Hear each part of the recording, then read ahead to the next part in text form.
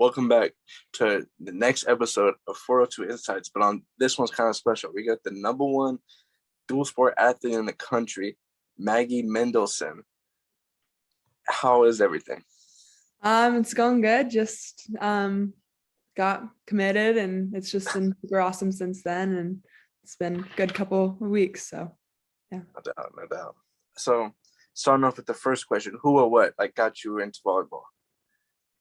So my older sister, she played volleyball when she was younger, and it was her first year trying out, and I just tagged along with her, I guess, to tryouts. And ever since then, I guess I was 10 when that happened. Ever since then, I've just loved it. So going off that next question, you just wrapped up your senior season of volleyball at Fremont High School. What were your goals going into the season, and did you accomplish them? So I guess I didn't going into the season, I thought I was going to be a junior this year. So when I reclassed, it kind of changed my whole view on things. So that was a little bit strange. And then I guess my goals were just to go out there and compete with my friends and just try to get better. And then once I left for USA, volleyball and basketball, they changed a little bit again. And then when I came back, I just tried to come back to the team and really make it work for state to happen. So I would say I accomplished my goals and really trying to just, I don't know, get as far in the state tournament as we could. And we did extremely well for the situation we put in. So it was awesome. So going on to the next question, who was your inspiration when it came to volleyball? Definitely my sister. So we grew up playing together, and then she had some complications because she was pretty sick when she was little, and so she ended up having to have her ankles reconstructed 3 times. So after that, she was done.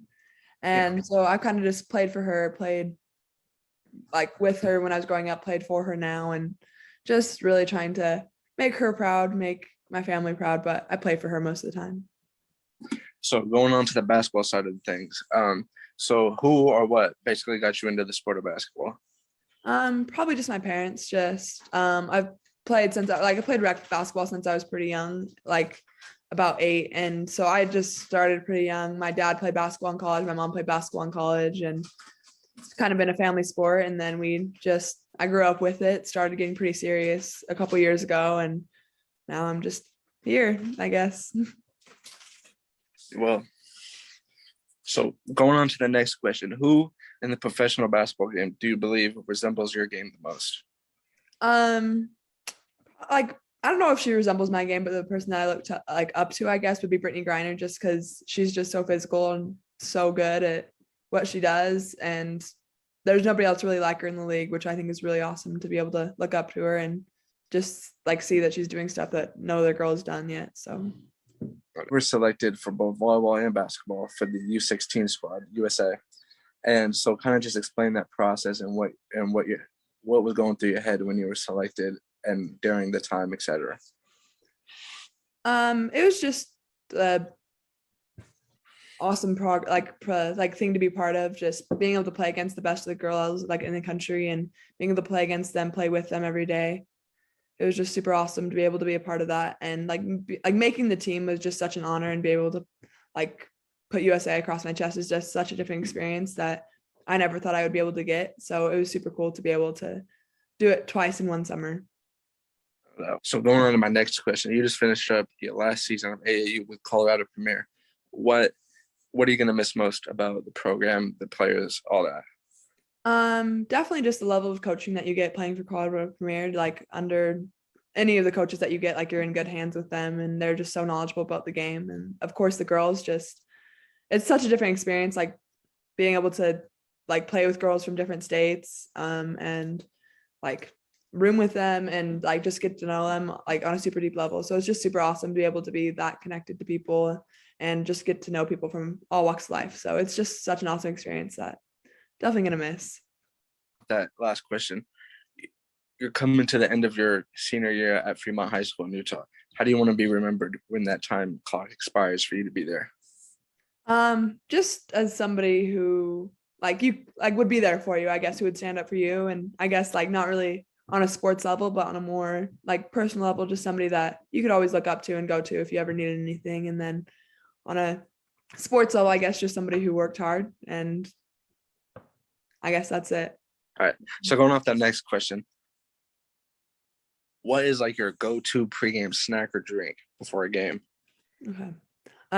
Any purple Gatorade. That's my favorite. Riptide Rush or grape, literally baller.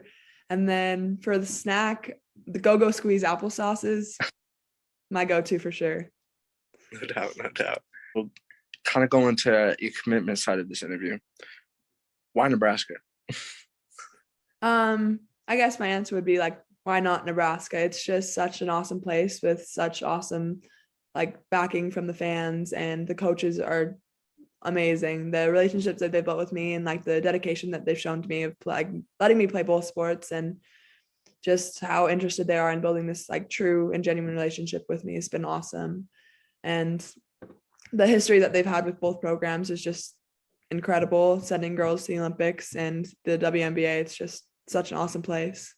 So going on to my next question, the recruiting process is always a headache, but so what did Coach Williams and Coach Cook do differently that kind of set them apart from everyone else?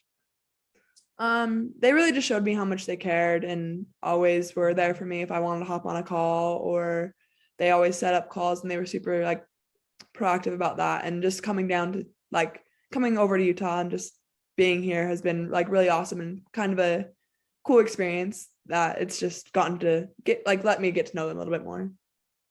Going on to my next question, you were ranked number 32 in the class of 2022 for basketball. What was kind of going through your head when you found out that you were ranked top 35 in the country?